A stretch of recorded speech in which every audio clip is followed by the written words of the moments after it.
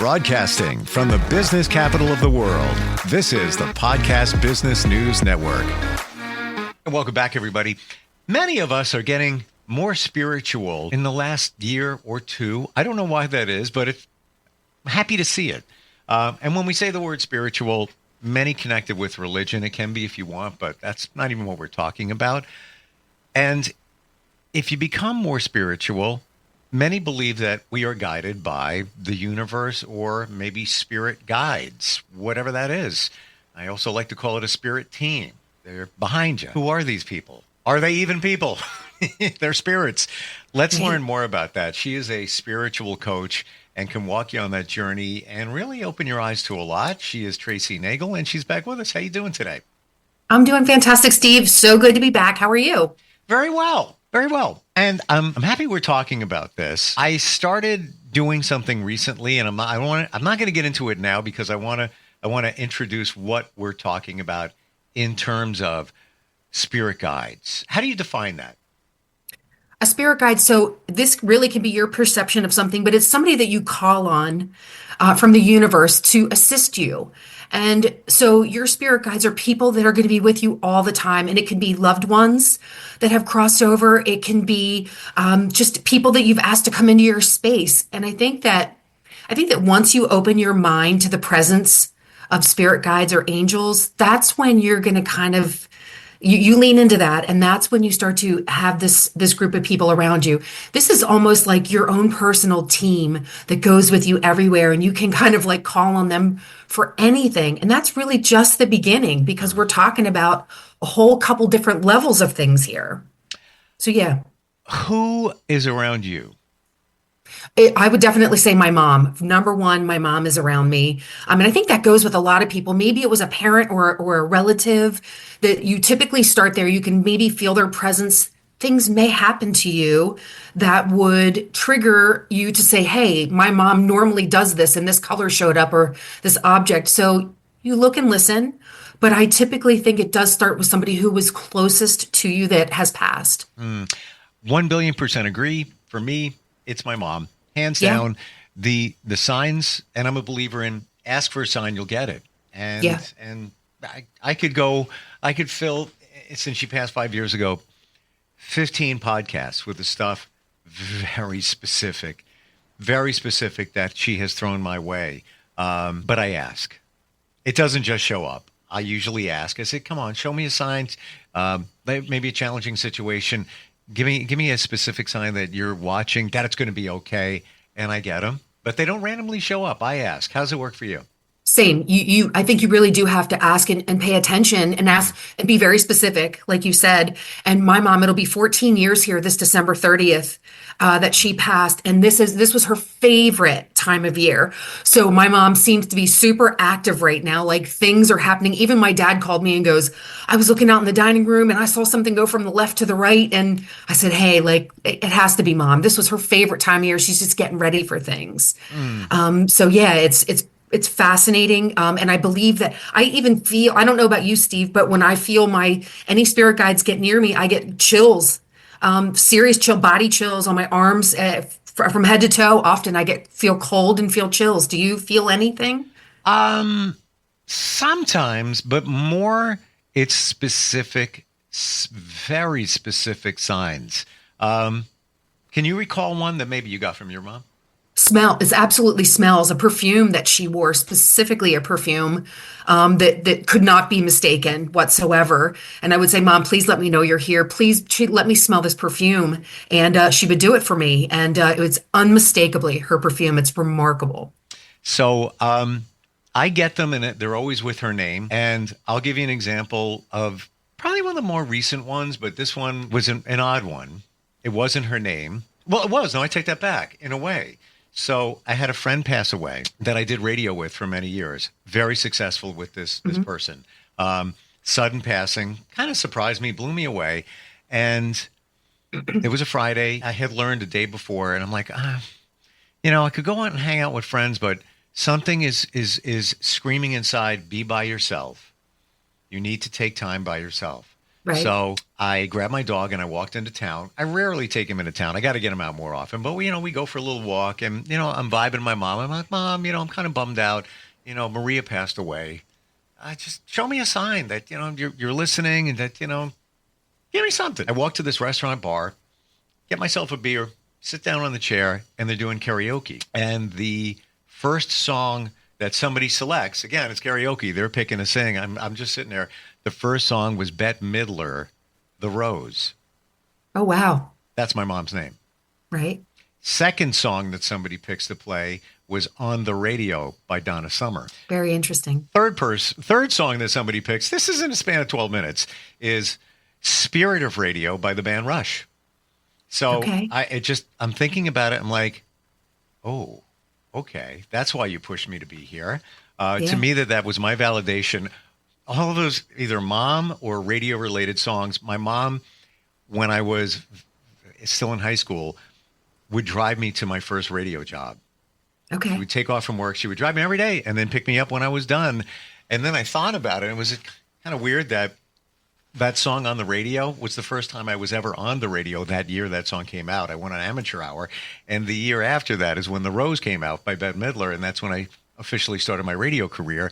And again, it was all about radio, who that person passed away. Yeah. So to me, that was my sign. That is something. That is something. And here's another thing. My oldest granddaughter's name is Rose. And I wanted to tell you that before when we Wow. were chatting. Yeah, my oldest granddaughter's name is Rose. Interesting. I'll bet you if we keep peeling layers, more would come up. Right. They talk about the 7 degrees of separation. I think it's actually less. I agree with you 100%. So, Yeah. okay, that's relatives as your spirit team. And I'm surprised you're talking about this because I recently started calling out to the team, the guides. Yeah. I would lay in bed. This is only last week. I would lay in bed, just close my eyes. And that's kind of where I just reflect before I go to sleep. And I haven't gotten any connection, confirmation. Some tell me that they present themselves, whatever. I haven't, once I fell asleep, so maybe I missed it. I don't know. But what do you get? How do you know they're present aside from like your mom, a relative? Right. Well, I asked them to come near me. And like I said, I do feel cold. I definitely pay attention to that. And I know they're not physical. They're not bound to the natural laws Sure. of this world. And I feel like they're brought here to help us go back into alignment with the universe. And so when they come near me, like I said, I actually feel chills all over my body, and I can tell that they're close. And I just say, "Thank you, Spirit. Thank you for coming close to me." And I just start talking. I just start talking to them like I talk to you and say, "What do I need to know? And please let me know if I'm on the right track," or anything like that. I just Yes. hold a conversation and wait for downloads or hits, and know that the breadcrumbs that you follow, that they give you, they're leading you the right way. They really are. I agree with you. You need to look for the signs. They're there. Yeah. We just don't see them. Archangel Michael. So somebody told me that's one of the more popular ones. Yes. Protector. That's what I understand. And somebody told me that they've actually heard from him, but he had a different name, but it was him. Okay. This is just what somebody shared. Okay. Tell me about these angels. Okay, so there's a lot of archangels. Okay, so we'll just go over a couple of them since I think there's like 7 major archangels. And so probably the most well-known that you talked about is Archangel Michael. And so if you need protection of any kind, Archangel Michael is going to be the person to come help you. He is like God's super messenger, and he offers courage and guidance when you feel lost. And he's probably the most popular, most famous. Why do you think that know of. is? I don't mean to cut you off, but why? Like you always hear I that truly name. don't, and I feel like he was one of the main archangels. So I believe in Christianity or even Catholicism, there's only 2 or 3 that are actually recognized, and he is one of them. But I truly don't know why he's the most popular. But you'll hear about Gabriel, you'll hear about Michael and Azrael. But I think that Michael's presence is the one that most people tend to know about when it comes to spirituality or just needing that overall protection. He's almost like the clear quartz or the selenite of the archangels, you know? He can really be your umbrella archangel. So yeah, really, I mean, there's so many that you can invoke, but like I said, he's probably one of the more known. Raphael is going to be the next, and he's really like your healer. He's going to be the person that will always restore your inner peace. So you can call on Raphael when you need harmony in your life, when things seem out of alignment, when you maybe feel a little bit low. Call on Raphael. He can help you create a better vision, like where you're going. The next one I think is going to be Gabriel, and he is the one that I think that he helps you put things better into communication. So if you don't have to be a famous communicator or anything like that, but if you have trouble putting things into words, even putting together a prayer or putting together an invocation, anything, you can kind of call upon the powers from these amazing archangels. I've heard those names before, but I honestly totally forgot about them. And didn't know that they had special roles. So that's super Right. interesting to Right. see.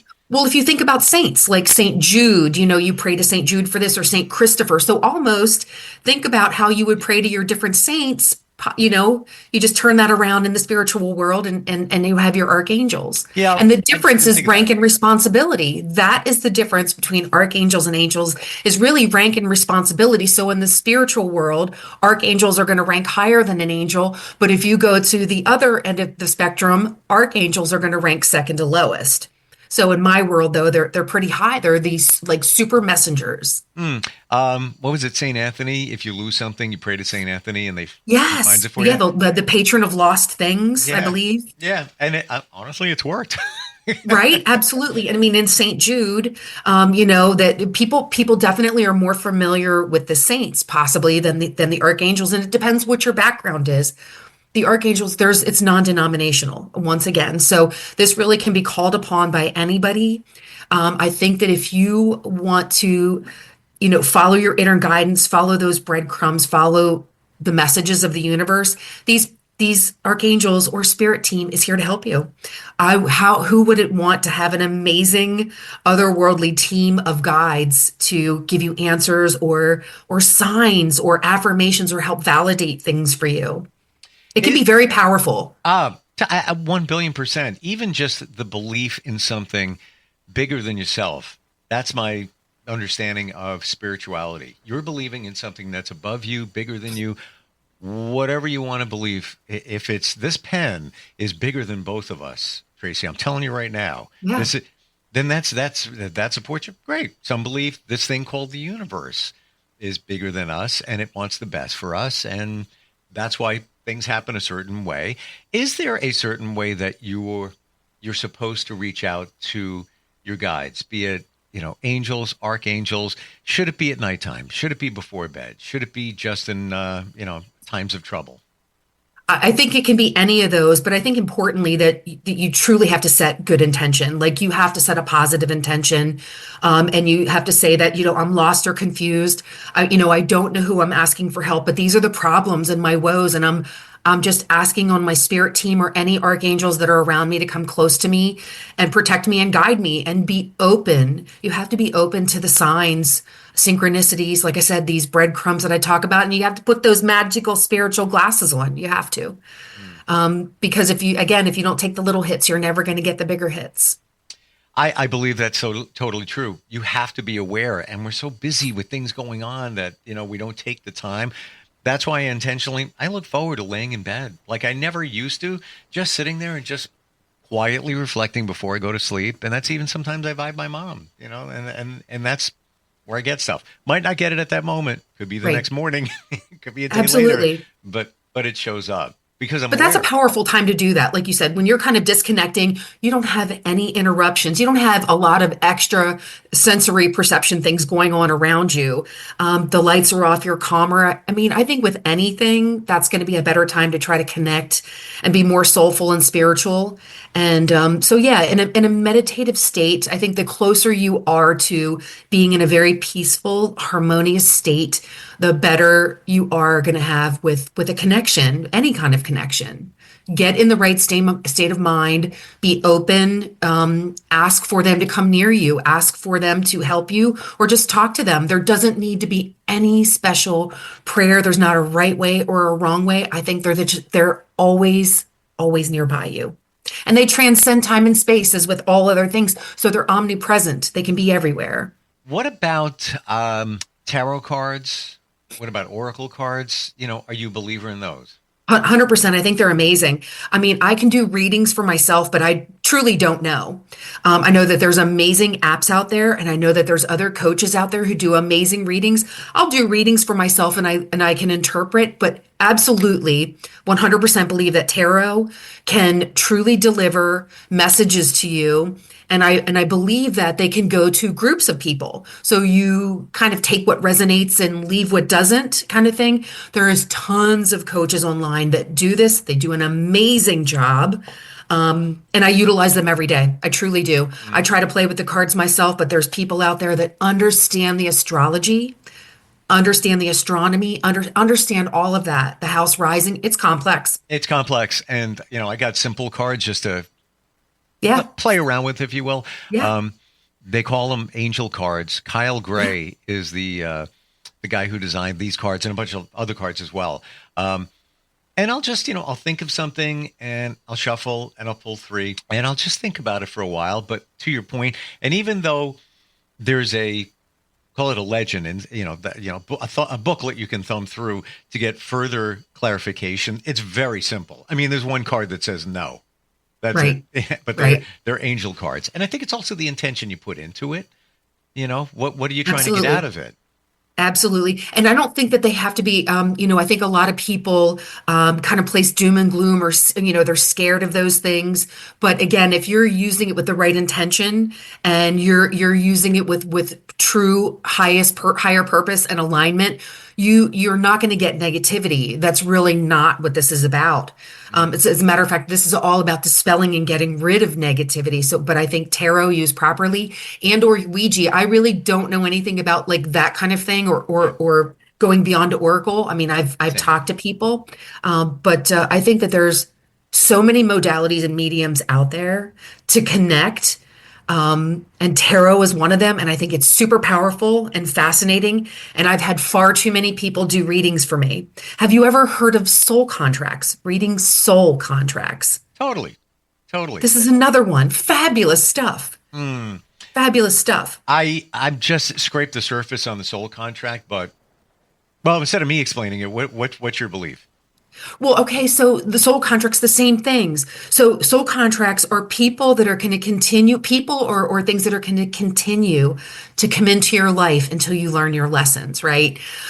So during your ascension or your spiritual awakening, these are the things that you're going to recognize that you don't want to keep repeating these patterns because you're going to keep going through these bad soul contracts. And I think that you can terminate soul contracts, even if I'm not mistaken. I believe that there's ways to cut ties with certain contracts in your life, but really it is about almost reading your life story through your soul is really what it is.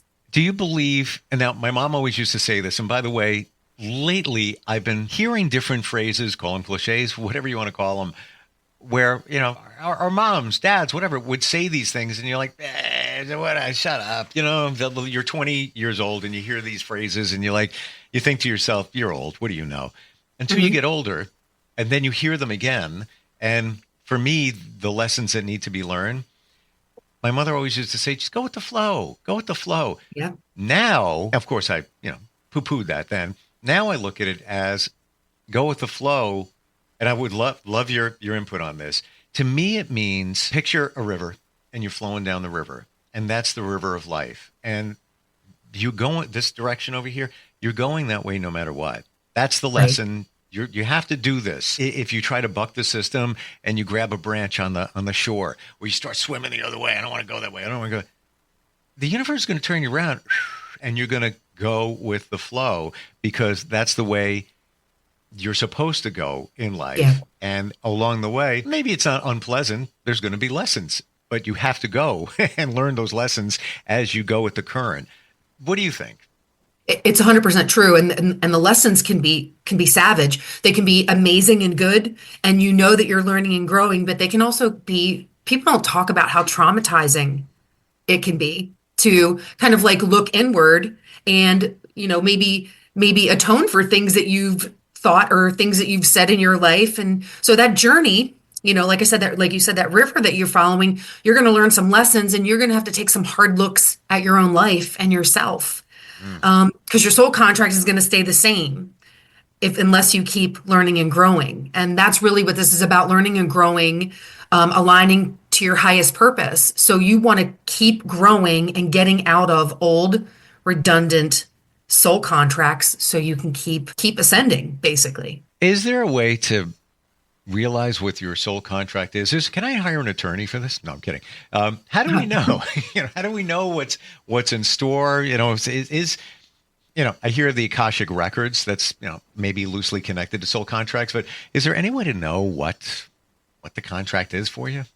I don't think so. I think that there's people out there that read them, and I think they have that intuitive ability or perception to be able to read it, almost like people that can read your aura, those kinds of things. I think that there's people out there that you might have to seek out, and I'm kind of glad it's not an attorney, Steve. Yeah, we have $500 an hour.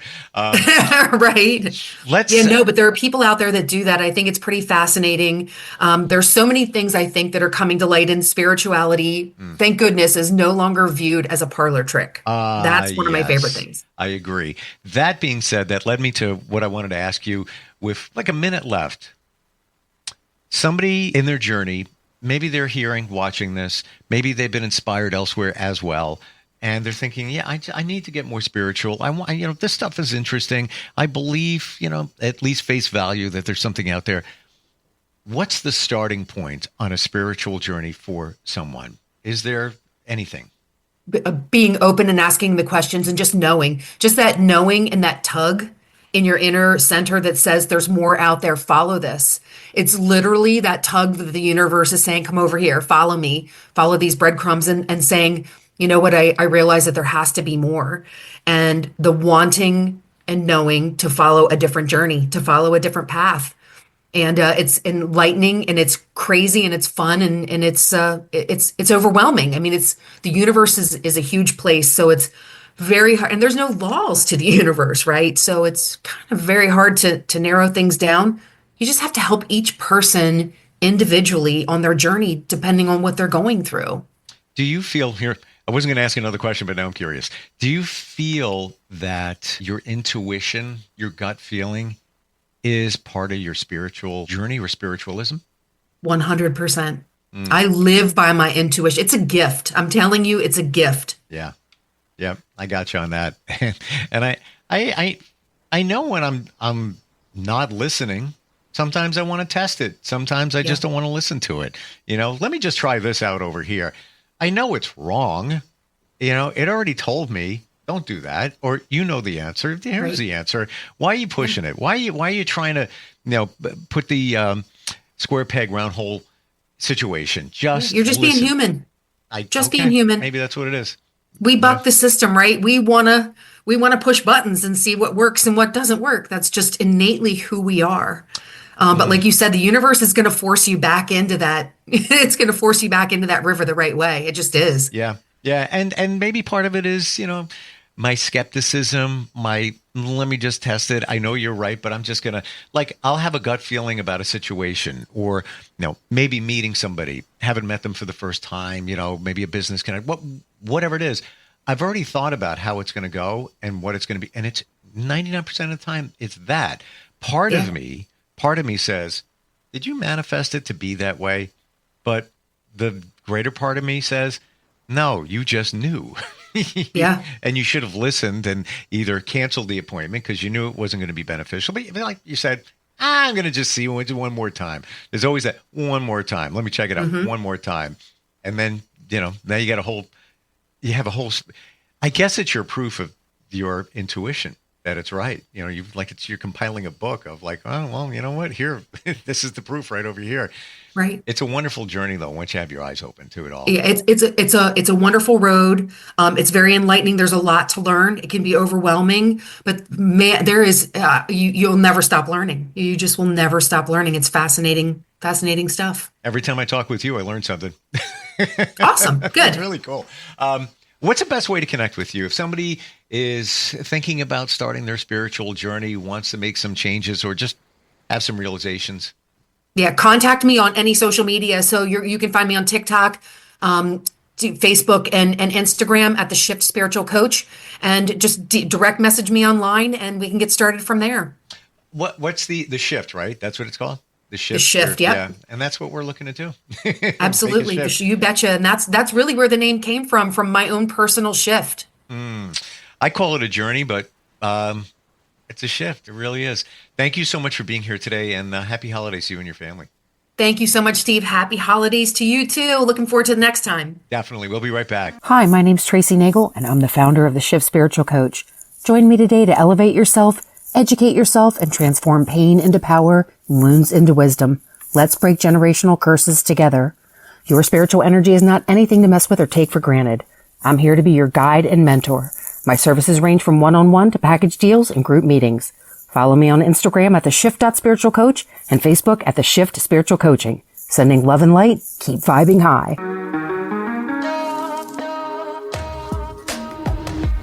Broadcasting from the business capital of the world, this is the Podcast Business News Network.